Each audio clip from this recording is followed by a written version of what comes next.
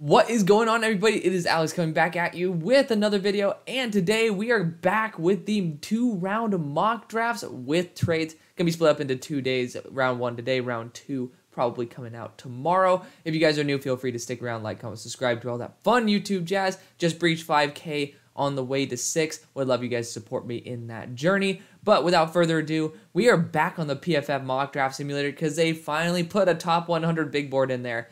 And of course, there are still players that I have in my top 100, top 32 even, that are not in there. But it's okay, because you know what? There's a lot more guys to choose from. We can finally do 2 rounds again, and we have trades back. So I'm super stoked about this. Obviously, as you guys can see right under myself, I have my very own big board. So you guys can go check that out right there.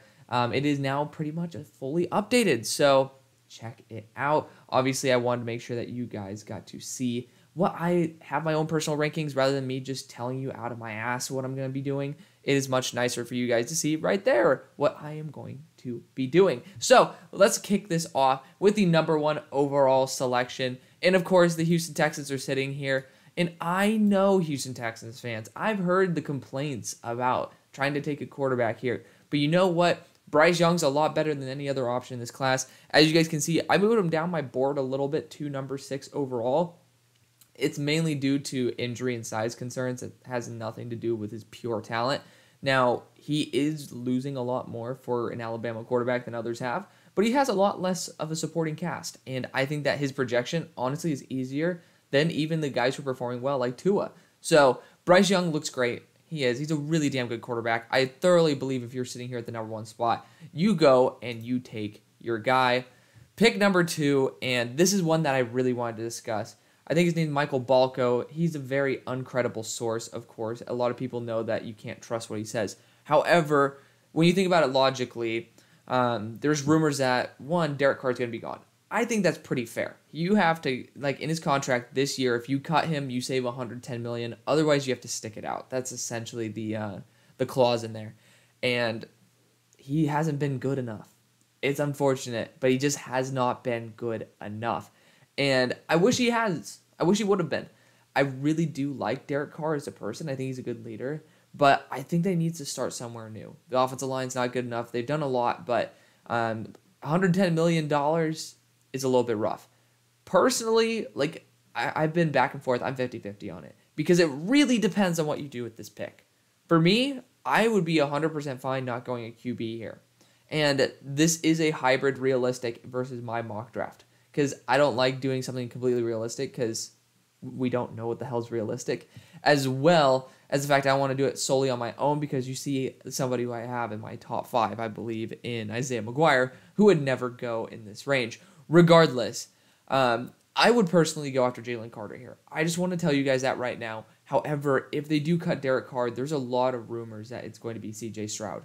And you do look at the team, it is good enough for CJ. There's a lot of weapons. There's holes in the offensive line. I think that'd be a genuine concern. And you have a running back in place, hopefully, that you can probably maybe franchise tag. I don't know what you're going to do with Josh Jacobs, but we'll figure that out as time goes on. Again, out of realism, if you guys are sitting here and you just cut your quarterback, you're saving $110 million, and then you're bringing on a guy with a rookie contract. That frees up money to be able to be put elsewhere. Again, I would personally wait 1 more year, but given this draft order and given the fact that the team desperately needs some form of energy, again, you're in Las Vegas. You don't want to be a boring-ass team in Las Vegas. They're probably going to go after somebody who's a big attention hogger, and that's going after a quarterback. So CJ Stroud's going to be the guy. Again, I personally wouldn't want to go CJ Stroud, but I do understand that that is in the works. Because if you do go CJ Stroud, I talked about this on my Twitter. Again, links down in the description for you guys to get more involved in the community. Love talking to you guys on Discord, doing a lot more stuff on there. So would love for you guys to be able to chat with me there as well. Regardless, you're basically giving up Jalen Carter and Derek Carr for CJ Stroud and $110 million. Now, could you potentially get somebody of Jalen Carter's talent with 110? Sure. But I would personally keep the $110 million, get Jalen Carter, and then be able to, you know, bring in maybe a stopgap guy or something else. But regardless, #3 overall, there's no way in hell I'm taking Will Levis here with the Panthers. I am not going to do that to you guys. I've been firm on that since the beginning when I started doing this. There's no way. There's no way I'm doing that. So don't worry. I'm not that batshit crazy. A little bit batshit crazy, but not that batshit crazy. So if you are sitting at this pick, I think that you could trade back for sure. It's tough to find a team that will be willing to pay the price of going up into that range without having to spend multiple first-round picks. Now, I do understand that the Eagles could just move up, be like, hey, we want to solidify our guy. We want to be able to get Jalen Carter. But it's just such an expensive pick. And I'm looking at all these teams, and none of them are in striking position except maybe the Lions, who have a lot of other issues, to go after Jalen Carter. So if I'm the Panthers, it's like, hey, listen, we got Brian Burns. We think that he's worth more than 2 future first-round picks and a future second. Therefore, I think that they have a very strong identity in their defense. They want those keystone players. And you have to go after BPA, man. You have to. Now, could you go Jalen Carter here and be like, okay, well, you know what? We don't want to pay Derek Brown the monster contract that he might be able to acquire. I think that'd be a very smart idea. However, I'm not sure that that's the direction they're wanting to go when you did just lose Hassan Reddick last year, right, to the Eagles. Hassan played very well. And honestly, there's that role that is still open in my eyes. Will Anderson is special. Now, I will say, Harold Perkins from LSU, he's a true freshman. That guy is going to be, like, you just know, Will Anderson, I knew when I watched Liam Eichenberg, I was like, okay, this Will Anderson guy's special. Had no idea who he was back then, so glad to stumble upon him out of not even knowing. But Harold Perkins is on a different level than Will Anderson even. Like, Harold Perkins he might be running the 4.3s, and I think he's around 240, 245. That guy is going to be special. So, too bad I can't make a 2025 mock, but if you guys do like future mock drafts, I just put up a 2024 one. You guys should check it out. It was my most recent video as well. But pick number 4, the Eagles are sitting here. This is the best pick on the board. Jalen Carter, hands down. Again, the edge class, super deep. The corner class, deep enough.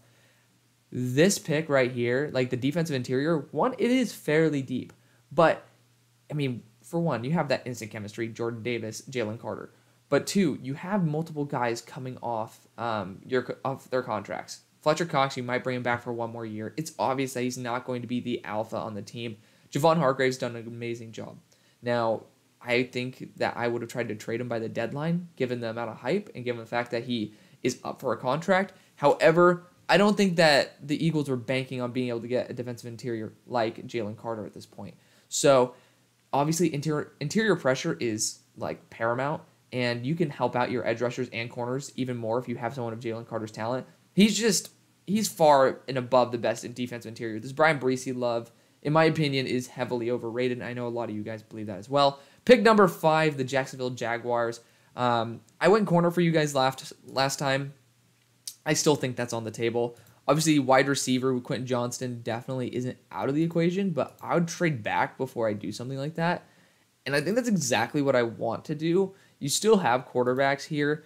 The problem is, like, who is here that is actually worth it? And I would say Myles Murphy definitely is somebody who I would say is worth moving up for. And a team I could definitely see doing that is either the Lions or the Seahawks. Again, both these teams probably need 1 or 2 more, both these teams definitely need an edge. That's for sure.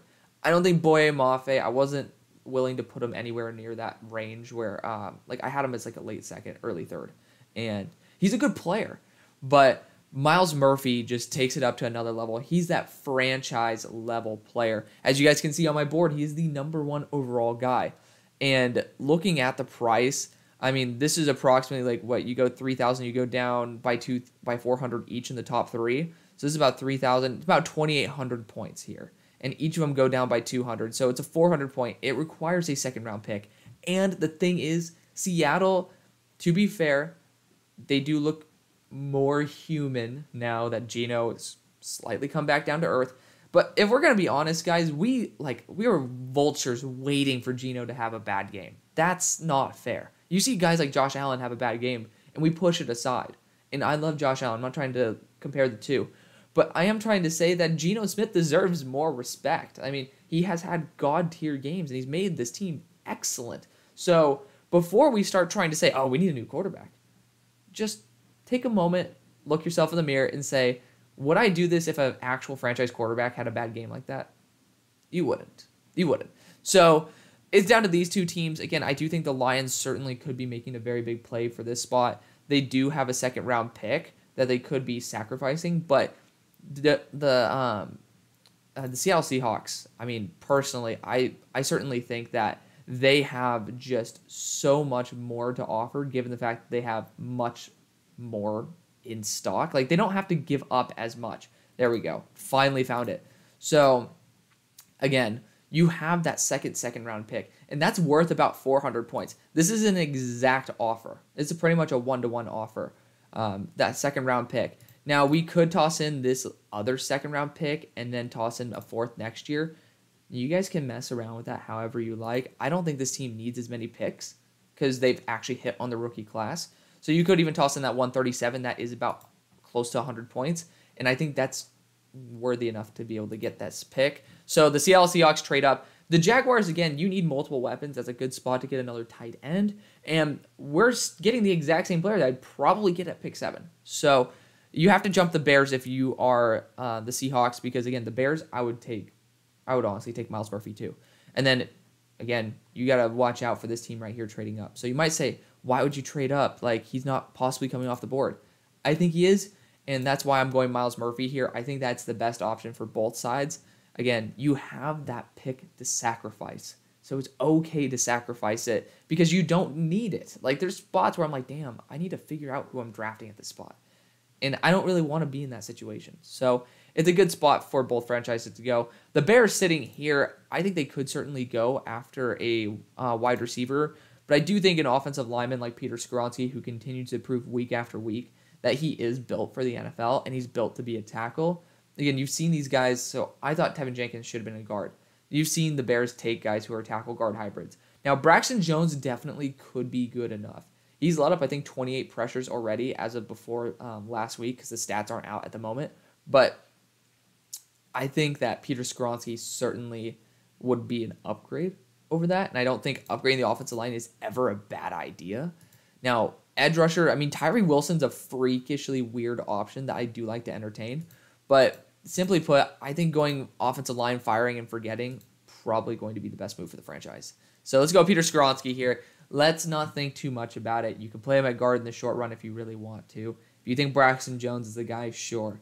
You don't want to, like, obviously I talked to Brushmo about it, and he pointed out Andrew Thomas's, like, 58 pressure rookie season.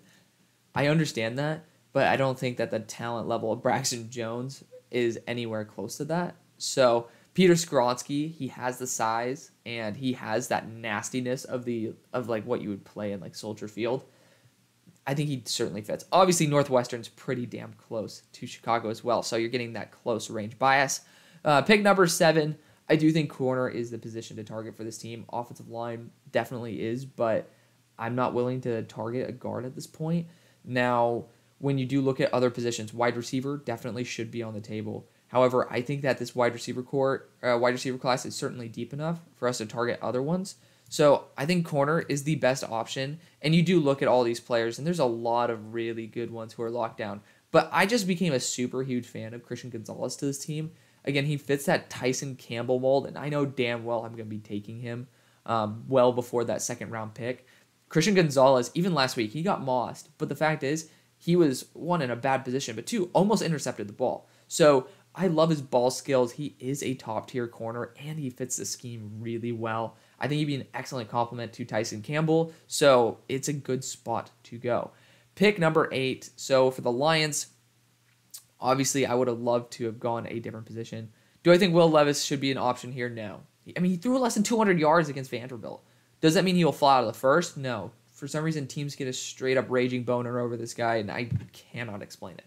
However, I do think other options should be in play.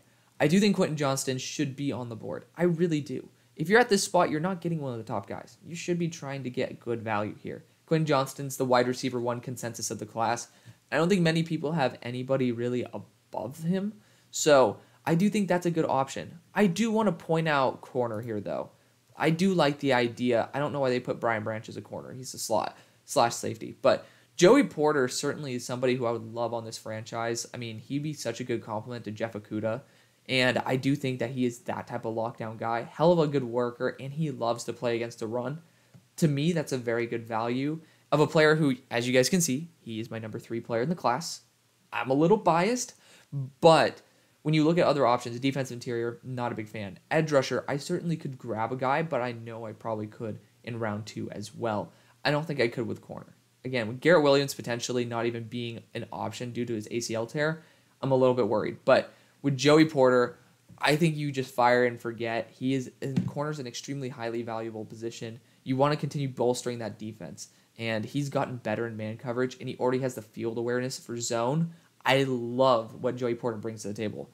Pick number 9. So this is Cleveland Browns pick to the Texans. We've already gotten Bryce Young. And, I mean, I honestly think that you could go after a multitude of positions.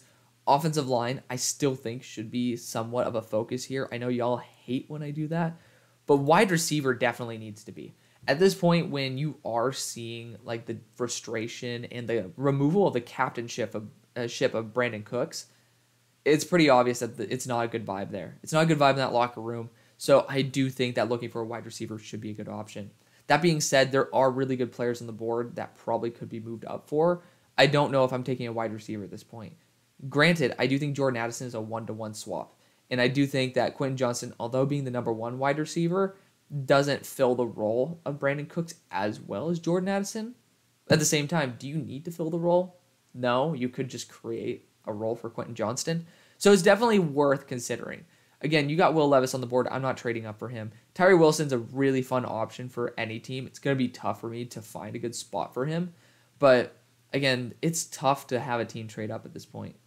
I mean, I said there's trade options here, but I'm not getting excited about any of them. And again, I'm looking at this versus my own board here. But, I mean, I have Jared Verse, Isaiah McGuire. Both of those are edges, different styles of edge. But there's just so many edge rushers in this class. There's so many offensive tackles in this class that, I mean, I'm not dying to move. So, again, it costs a lot of money in terms of draft capital to move. I don't think every team is just going to be like, okay, we're just going to throw out picks to move up. I don't really think that's going to be like a huge factor. So this is going to be the pick.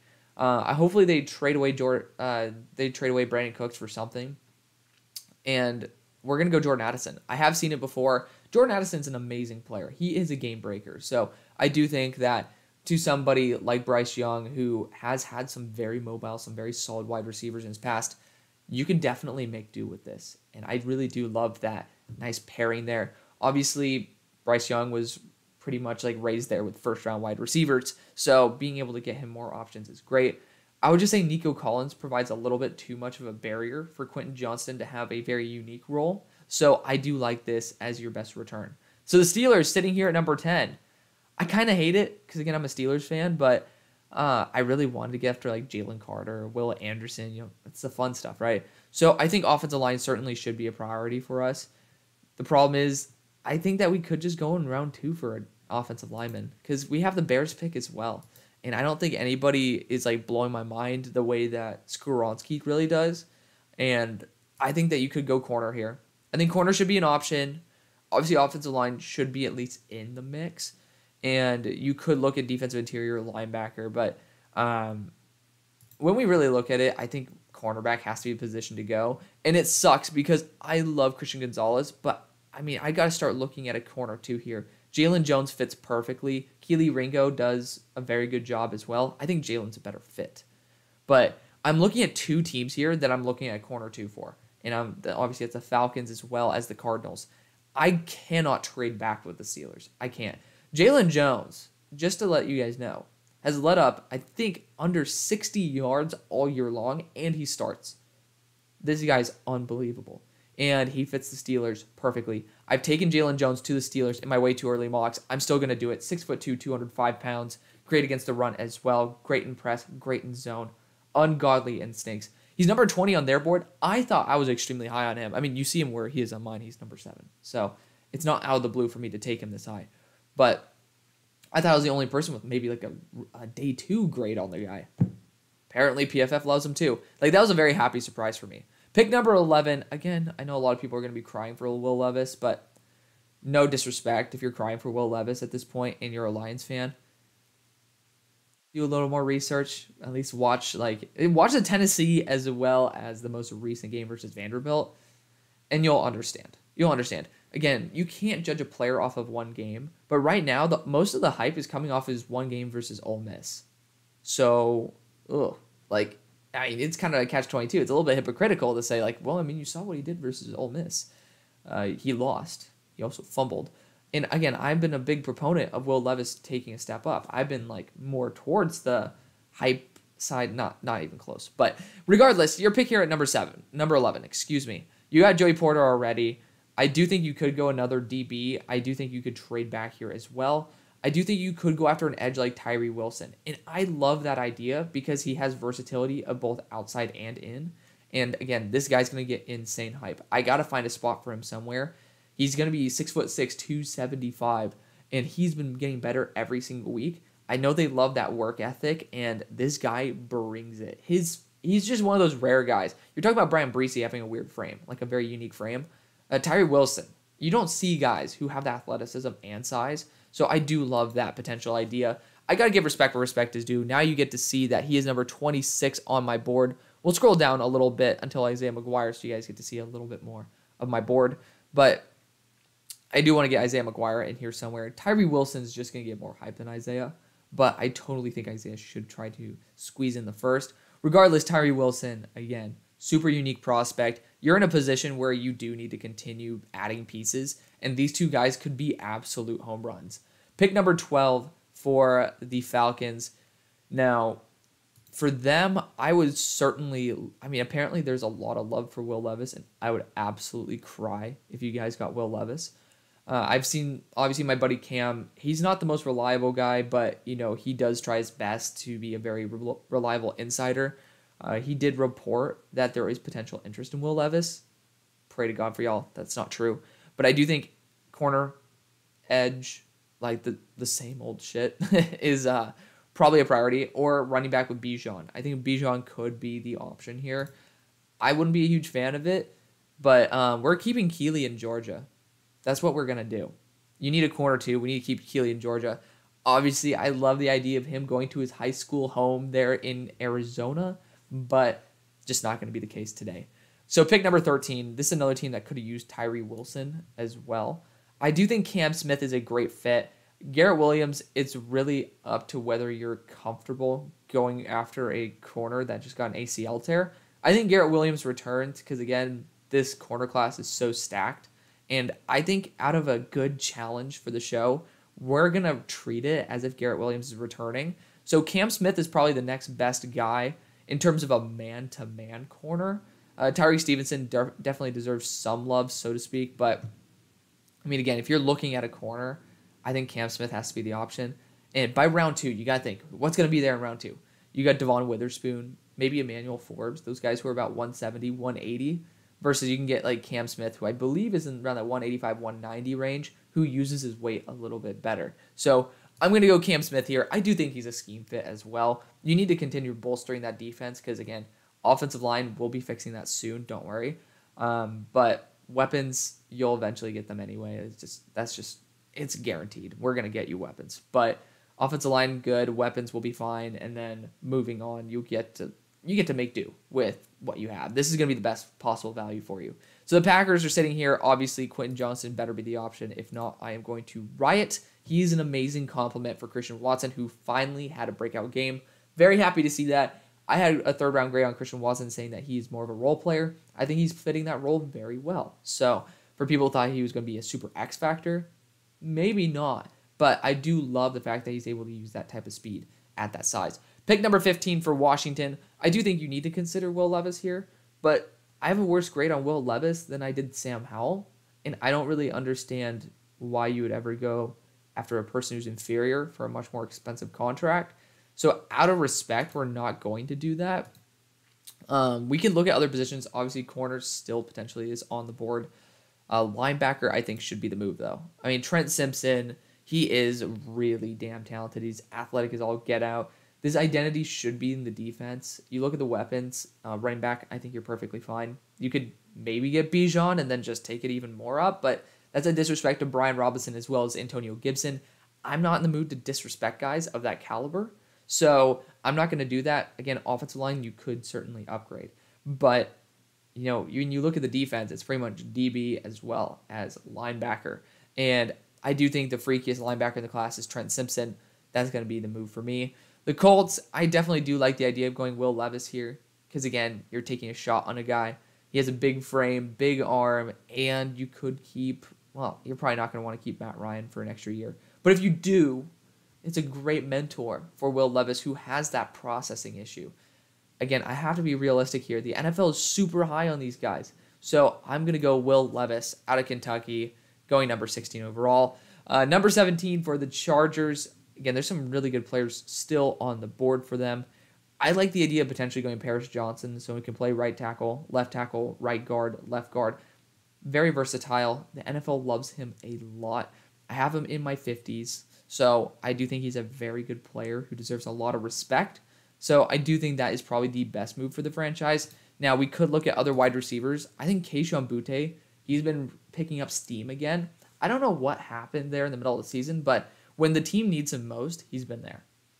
Now, do I think he returns? Potentially. But next year's class, he is definitely not going to be the number 1. He might not be even the number 2. This class, he can at least contend for number 2 or number 1. So I do think Kayshon Boutte should be at least somewhat of an option for this team. However, if I'm sitting there and I'm the Chargers, I'm going to say, okay, well, you know what? I really like the option of going after Paris Johnson here. You can put him anywhere on the offensive line. We need to protect Justin Herbert to give him more time because he is able to make more magic and uplift his wide receivers. So let him be protected to have the time to do so. And again, you see a lot of these offensive, like you see the teams that win Super Bowls, most of the time they have a damn good offensive line. And the battle of the trenches is really where you'll win or lose franchise championships. It's a good spot to be able to focus on, especially now with a young quarterback. Pick number 18 for the Cincinnati Bengals. Again, I do like the idea of DB here. I really do. And linebacker, I think, should be at least somewhat of a focus. I don't think defensive line needs to be. So I'm going to throw that out the window. So I look at safety as well as corner as both options here. I like Brian Branch to this team because I do believe he could be a boundary corner. Offensive line, though, you need a replacement for Jonah Williams. And I don't want to put a 19, well, soon to be 20 in December, year-old Olu Fashanu versus the edge rushers of this division. I just don't want to do it because he's going to get feasted upon. It's not the right division to put him in. Anton Harrison is seasoned. He is built to be a day one starter. And Broderick Jones had an awful game versus Isaiah McGuire, hence why I have Isaiah at number 5. I still have a lot of respect, of course, for Broderick Jones, though. Like, I think he's a great player. So this is more of a you choose whichever one you want. I like Anton's versatility in case injury happens as well. He can play right tackle. So I do like Anton Harrison to this team. Pick number 19. So this could have been a Will Levis spot as well.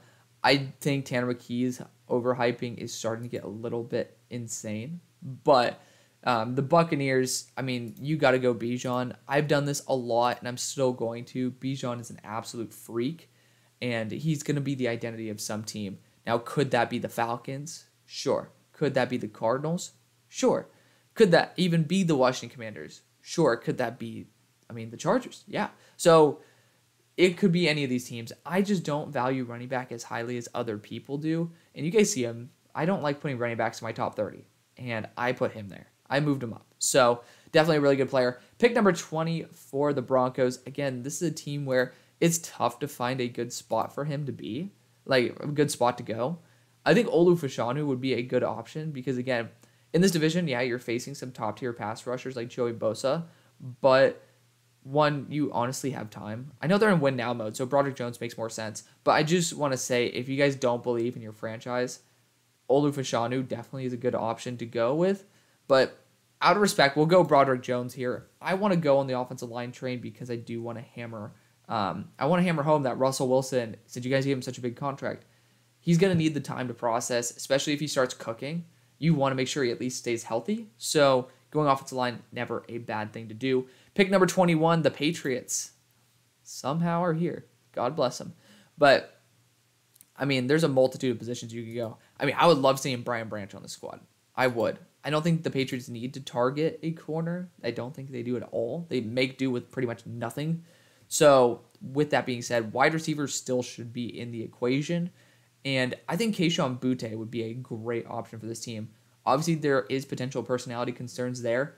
But when you look at the pure talent of Kayshon Boutte, he is the most talented wide receiver in this class, most likely. Like, you see it. He pops off, man. Like, you watch him like, okay, that looks like a star NFL receiver. If he catches the ball and doesn't drop it, he'd be a good spot. So we're going to take Kayshon. I think that this is a place where you do end up falling in line. The Bill Belichick way is for Bill Belichick and Bill Belichick alone. And then if we see McDaniel actually come back, which I hope for his sake he does, because he's a Hall of Fame level offensive coordinator. He just, for some reason, can't get the head coaching job down right. Regardless, moving on to 22, I would love to go Isaiah McGuire, but we already got Myles Murphy, which I think is the upgraded Isaiah McGuire. So I think offensive line could be the move here. Andrew Voorhees, I would love to just continue bolstering the offensive line, but I do think linebacker definitely could be in the equation as well. Weird to not see guys like Sewell in this list, like over guys like Cedric Gray, but you do you. I don't think I'd take a linebacker here, but I know that you guys get a little bit frisky when I do take a safety in the first, and I used to as well. You guys run 3 safety sets a lot. Antonio Johnson can also play linebacker. I think he can play boundary corner too. And I know you guys don't go DB early, but this is a safety. You guys have shown a lot of value in these safeties. Antonio Johnson, again, I love that versatility. You guys can give me feedback, of course. I would love to hear what you guys have to say about it, but Antonio Johnson certainly is going to be that guy for me. If you run 3 safety sets, this guy is going to be everywhere for you, and I think that is an extremely valuable guy to have. Of course, I steal him from the Jets, but the Jets need offensive line. Let's be real here. The Jets should definitely go after an offensive lineman. And for me, I think it's down to Olufashanu. And then, I mean, you look at my board right here. You guys know that I am a big fan of Javon Foster. I don't know if Javon fits this team as much as I'd want him to, though. I think Olufashanu, out of respect for the hype and the fit, is a better fit. Pick number 24, the Bills. Again, they're getting my favorite player for them. There's DB injuries everywhere. So getting Brian Branch to be that safety, slot corner, boundary corner hybrid is going to be literally their panacea, their cure-all for them. So it's a good spot. This guy's a freak athletically. Big fan of him. Pick number 25 for the Ravens. Honestly, it would have been insane to get Brian Branch for them. I do still think corner should be a position I at least look at. I don't see the value here. I do like Clark Phillips a lot. I love Garrett Williams. Again, we're treating him as if he's going to come back. But honestly, there's not many things this team needs. I know everybody's saying get a wide receiver because, there's nobody there.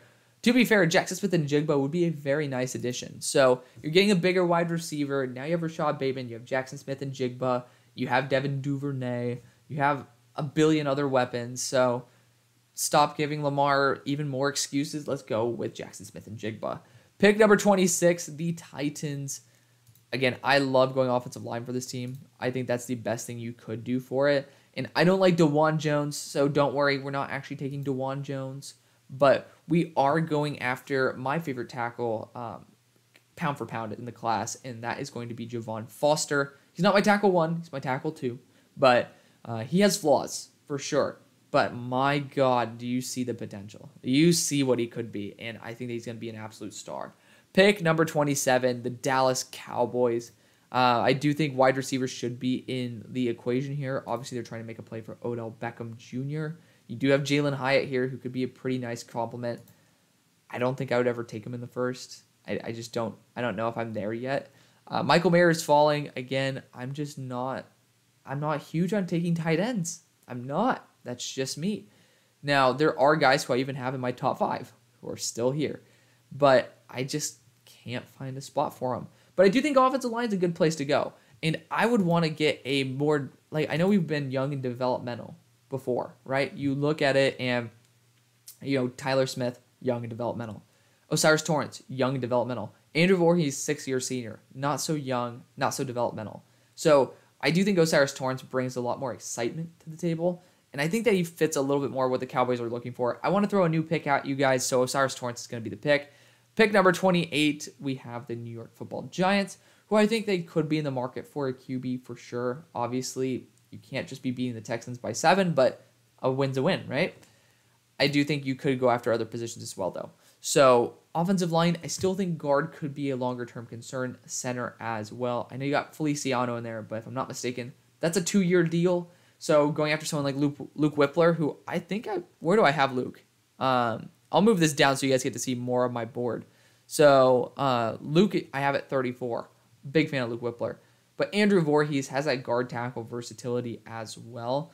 I think that's a really fun option. I know you guys aren't a huge fan of that necessarily, because I'm not saying you got Glowinski in there as well. But, I mean, Andrew Voorhees is a monster. You continue to have an identity through Saquon. You want to continue having it at a high level. This is the way to go. It's Whippler or else it's Andrew Voorhees, and I think both of them are absolute studs. They're, in my opinion, the 2 top interiors in the class day 1. Luke is going to be more consistent. And you got to think about the defensive interiors that he's going to face. If he's facing Jalen Carter, it might be a little bit more of a problem. You might want more of a veteran center. But Andrew Voorhees is more veteran. So I think he definitely could be the option for this team. You know, you can go linebacker. You can go corner as well. You can go wide receiver. There's a lot of options you can go.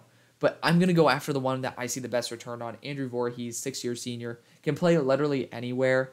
And his value, like his play-by-play value is just ridiculous. He is so consistent and he's just so talented. I'm a big fan of him. Hopefully we can bring him on the show sometime soon. Pick number 29. So the Vikings.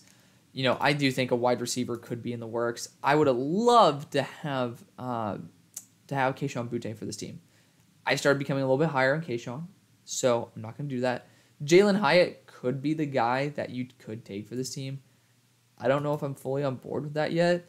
I do think going after a DB would not be an awful option for this team because, again, I don't know how much longer you're going to be like going with Pat Pete because Clark Phillips is a good option for you.